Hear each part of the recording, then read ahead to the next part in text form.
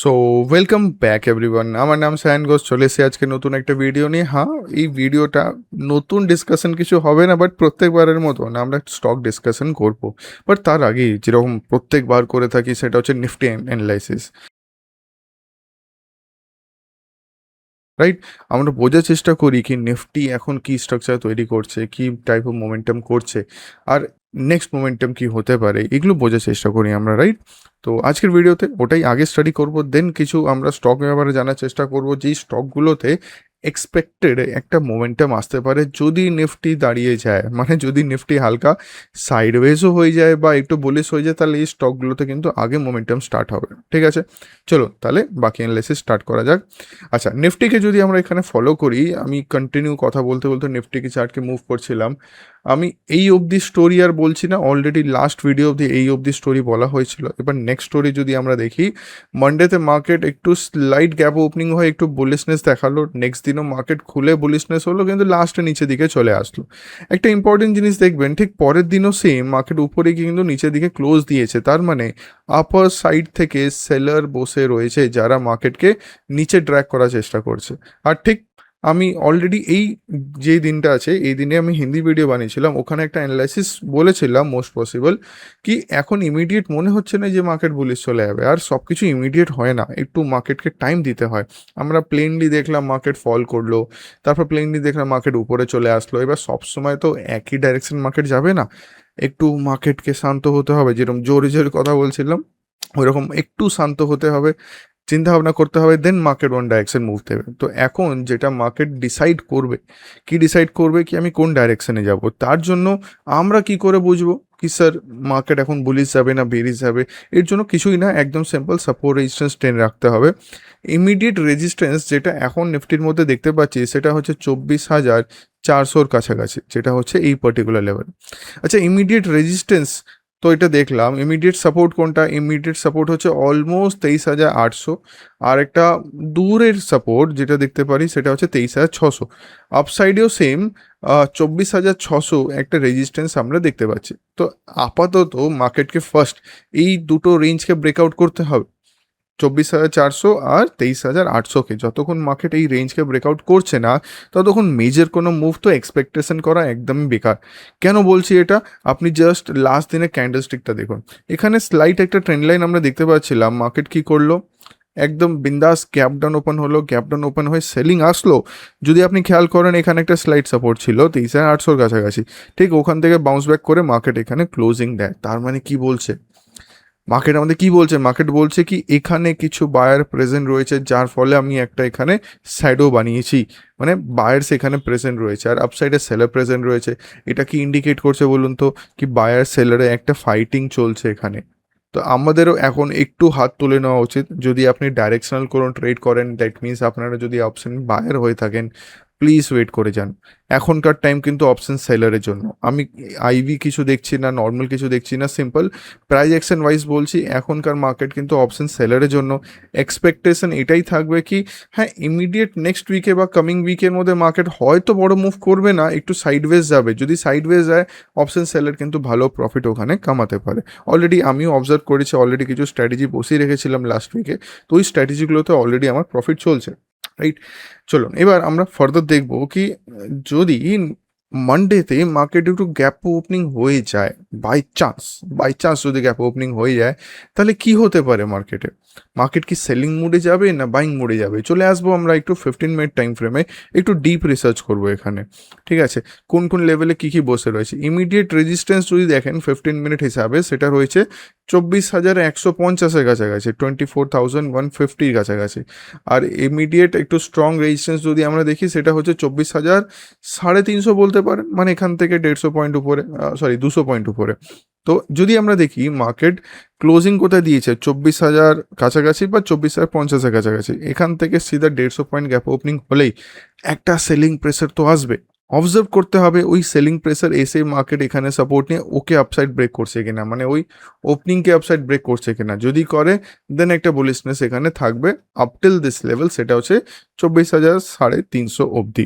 ঠিক আছে, বাট যদি মার্কেট হিউজ গ্যাপ ওপেনিং হয়ে যায়, সিধা ওপেনই হলো এই লেভেলের কাছাকাছি, চোখ বন্ধ করে একটাই চান্স এটাই থাকবে কি মার্কেট খুলতেই একটা সেলিং চান্স আপনাকে দেবে। ইন্ট্রাডেতে ভালো আমরা চান্স এখানে পেতে পারি এত হিউজ গ্যাপ ওপেনিংয়ের জন্য। এবার অবভিয়াসলি সবসময় তো গ্যাপ ওপেনিং হবে না, যদি মার্কেট অন্য টাইপের ওপেনিং হয় তাহলে কি করব, জাস্ট হালকা আইডিয়া দিচ্ছি আপনাদেরকে। যদি মার্কেট এই রেঞ্জের মধ্যে ওপেন হয়, অলমোস্ট এটা হচ্ছে 24,000, 24,000 না, 23,950 থেকে আপসাইডে 24,000 আপনি 80 বা 24,100ই ধরে রাখুন অলমোস্ট, ঠিক আছে। 23,950 থেকে 24,100 এর মধ্যে যদি মার্কেট ওপেন হয়, মোস্ট পসিবল একটু সাইডওয়েজ হয়ে ইন্ট্রাডেতে পরে ওয়ান ডাইরেকশন মুভ দিতে পারে, ঠিক আছে। যদি নিচের দিকে যায়, this can be one of the target 23,800, ওটা ব্রেক করলে তো ফ্রি ফ্লো একটা আসতে পারে, ফ্রি ফল আসতে পারে, ঠিক আছে। তো একটা আইডিয়া আপনাদের দিলাম। বাকি যদি গ্যাপ ডাউন ওপেনিং হয়, আই থিঙ্ক আপনারা এবার অ্যানালাইসিস করতে পারবেন কি করে এখানে কি টাইপ অফ মোমেন্টাম আসতে পারে, ঠিক আছে। এবার আমরা একটু চেষ্টা করব একটু স্টকসের ব্যাপারে জানার জন্য, কোন স্টকগুলো ভালো মোমেন্টাম দেওয়ার চেষ্টা করছে। আচ্ছা, coming to the daily time frame নিফটিতেই একটা জিনিস অবজার্ভ করবেন, মাথায় রাখবেন এটা, লাস্ট দুটো ক্যান্ডেল কি বানিয়েছে, একটা গ্রিন কালার ক্যান্ডেল, পরে একটা ডোজি ক্যান্ডেল, ঠিক আছে। এবার কিছু স্টকস দেখবো, চলো। প্রথম স্টক যেটা আজকে আমরা দেখছি সেটা হচ্ছে গ্রেট ইস্টার্ন শিপিং কোম্পানি, ঠিক আছে। Great eastern shipping company most possible আপনার নাম শুনেছেন। এবার এই ওভারঅল স্ট্রাকচারটা দেখুন, কোনো সাপোর্ট রেজিস্ট্যান্স কিছু বানায়নি, আপনার চোখের সামনে আই থিঙ্ক এটা ক্লিয়ার আছে কি এখানে একটা রেজিস্ট্যান্সকে কিন্তু মার্কেট ব্রেকআউট করেছে। আপনি দেখুন নিফটি যে ক্যান্ডেলটা বানিয়েছিল, সেকেন্ড লাস্ট ক্যান্ডেলটা, ওটা শুটিং স্টার ছিল, ওই সময় স্টকটা কিন্তু ভালো ব্রেকআউট দিয়েছে। পরের ক্যান্ডেলের নিফটি ডোজি বানিয়েছে, হালকা বিয়ারিশ ছিল, স্টিল মার্কেট এখানে স্ট্রং গ্রিন কালার ক্যান্ডেল বানিয়েছে। তার মানে আমরা কি বুঝতে পারছি, নিফটি একটু স্টেবল হলে, একটু দাঁড়িয়ে গেলে এই স্টকটা কিন্তু আরও বুলিশনেস দিতে পারে। আমি একদম এটা বলছি না কি এখনই কালকেই গেলেই মার্কেটে এখানে বাইং করে নেবেন, ভুল করে ওটা করবেন না। আপনারা জাস্ট অ্যানালাইসিস করবেন, যদি কোনো স্ট্রাকচার মার্কেট বানায় ইয়া যদি আপনার প্রাইজ অ্যাকশন হিসাবে কোনো এন্ট্রি আসে, তাহলেই কোনো প্ল্যানিং করবেন। ইমিডিয়েট ওয়ান ডেতে এন্ট্রি নাও হতে পারে। আই উইল সাজেস্ট কি একটু মার্কেট কাম ডাউন হোক, একটু নিচে আসুক, নিচে এসে উপরে যাক, তাহলে বেস্ট অপরচুনিটি পাওয়া যেতে পারে এই পার্টিকুলার স্টকের মধ্যে, ঠিক আছে। তো স্টকের নাম হলো great eastern shipping company limited. আচ্ছা, এটা ছিল প্রথম স্টক। এবার আমরা দেখবো সেকেন্ড নম্বর স্টক। আজকে স্টক দেখবেন সব ইউনিক ইউনিক স্টক, এই নামগুলো খুব কমই শুনেছেন, আমরা খুব কমই ডিসকাস করেছি। আচ্ছা, নেক্সট স্টক চলে আসবে অ্যাকিউটাস কেমিক্যাল। এই স্টকটা যদি অবজার্ভ করেন, একদম টপ লেভেলে যখন চলে এসেছিল 30শে মার্চ, একদম 2,500 550-র কাছাকাছি, তারপর সিধা গ্যাপ ওপেনিং হয়ে সিধা মার্কেট নিচে আসে, এখানে একটা সাপোর্ট লেভেল থেকে আবার বাউন্স ব্যাক করে। আর এটা কমন জিনিস, অনেকে ভাবে কি স্টকের মধ্যে ক্র্যাশ চলে এসে, বাট না, এটা জাস্ট কারেকশন নিতে আসে মার্কেট। দেখুন, যদি ক্র্যাশ হতেই হতো এই সাপোর্টকেও মানতো না, আরও নিচে চলে আসতো, বাট ইমিডিয়েট কি করলো মার্কেট, এখান থেকে বাউন্স ব্যাক করলো। তো there is a huge possibility এই রেজিস্ট্যান্সটা যদি ব্রেকআউট হয়ে যায়, যেটা কালকের দিনে ব্রেকআউট করার চেষ্টা করলো, বাট যদি ব্রেকআউট হয়ে যায় তাহলে এই স্টকে কিন্তু ভালো মোমেন্টাম আসতে পারে। কেন বলছি, আপনি ওভারঅল স্ট্রাকচার দেখুন, ওভারঅল ট্রেন্ড দেখুন, এখানে চোখ বন্ধ করে আমরা এখানে অ্যানালাইসিস রাখতে পারি কি হ্যাঁ স্টকটা কিন্তু উপরেই যাবে, রাইট। তাহলে আপনাদের এখন কাজ কি থাকবে, এর মধ্যে নিজের প্রাইস অ্যাকশন মেনটেন করা, একটু চেক করা কি আপনাদের অ্যানালাইসিস হিসাবে এন্ট্রি আসছে কিনা, তাহলেই কোনো এন্ট্রি প্ল্যান হবে, ঠিক আছে। আচ্ছা, আরেকটা পয়েন্ট বলে দিই, লাস্ট উইকেও আমরা কিছু স্টক ডিসকাশন করেছিলাম, ওদের মধ্যে আই থিঙ্ক একটা স্টক ভালো মুভ করেছিল, বাকি স্টকগুলো একটু সাইডওয়েজ হয়ে গেছে, রাইট। নিফটি সাইডওয়েজ ছিল তো কি আর মুভমেন্ট আসবে, কিন্তু একটা স্টক ভালো মুভ করেছে। এবার আপনাদের দিক থেকে একটা আমার আনসার চাই, সেটা হচ্ছে কোন স্টকটা ছিল যেটা দারুণ মুভ দিয়েছে লাস্ট উইকের মধ্যে, ঠিক আছে। চলো, এবার চলে আসবো আমাদের থার্ড নাম্বার স্টককে। থার্ড নাম্বার স্টক হচ্ছে আমার, এবার চলে আসলাম আমাদের থার্ড নাম্বার স্টকে। থার্ড নাম্বার স্টক হচ্ছে SJS এন্টারপ্রাইজ। আচ্ছা, এখানে যদি আমরা মার্কেট স্ট্রাকচার ফলো করি, হ্যাঁ মেজর কোনো প্যাটার্ন কিছু আসেনি, কোনো ব্রেকআউট আসেনি, বাট একটা জিনিস অবজার্ভ করবেন, নিফটি কিন্তু লাস্ট 2 উইকে সেরকম স্ট্রং ক্যান্ডেল কিন্তু বানায়নি। আর এই পার্টিকুলার ক্যান্ডেল, এই পার্টিকুলার স্টক যদি অবজার্ভ করেন, ও কিন্তু ভালো বাউন্স ব্যাক দিয়েছে, আর নিয়ার বাই একটা রেজিস্ট্যান্সও কিন্তু দাঁড়িয়ে রয়েছে, রাইট। তো দের ইজ এ চান্স কি নিফটি যদি একটু পজ হয়ে যায় বা একটু সাইডওয়েজ হয়ে যায়, দেখা গেলো লাস্ট দিনে মার্কেট হালকা 50-60 পয়েন্ট গ্যাপ ওপেনিং হলো, বা একটু মেজর কোনো ফল আসলো না, তাহলে কিন্তু এইসব স্টকে কিন্তু ভালো মুভ আসবে। এই স্টকে অলরেডি আমরা সামনে দেখতে দেখতে পাচ্ছি 19,000 কাছাকাছি, এই স্টকের সামনে দেখতে পাচ্ছি কি 19,000 কাছাকাছি একটা রেজিস্ট্যান্স রয়েছে। আপকামিং ডেজের মধ্যে যদি রেজিস্ট্যান্স ব্রেকআউট হয় তাহলে আরও ম্যাসিভ মুভ আসবে। আপনি জাস্ট এখানে স্ট্রাকচারটা ফলো করুন, স্টকটা কি করছে। স্টকটা 2025 নভেম্বর থেকে কন্টিনিউ সাইডওয়েজ আছে।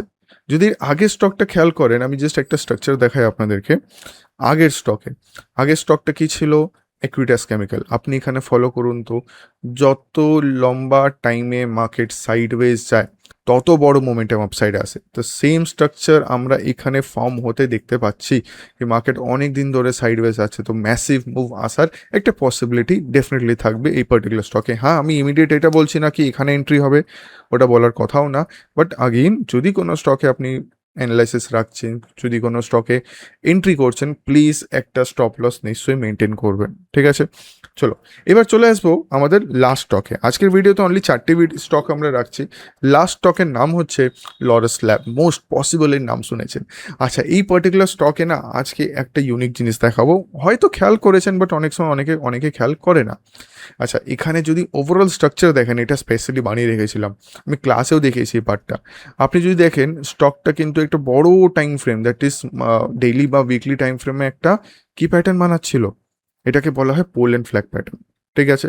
পোল অ্যান্ড ফ্ল্যাগ প্যাটার্ন যদি আমরা জুম করি, পোল অ্যান্ড ফ্ল্যাগ প্যাটার্নে একটা ব্রেকআউটও এসছে, এই দেখুন দারুণ একটা ব্রেকআউট এসছিল। এবার ব্রেকআউট আসার পর রিসেন্ট যে রেজিস্ট্যান্স ছিল ওখান থেকে মার্কেট একটু থেমে গেল, রাইট? আরেকটা ইউনিক জিনিস যদি ফলো করেন, ও ছোট টাইম ফ্রেম, মানে এত বিগার টাইম ফ্রেম না গিয়ে আমরা ছোট টাইম ফ্রেম দেখি, এখানে আবার সেম স্ট্রাকচার বানাচ্ছে। তার মানে কি?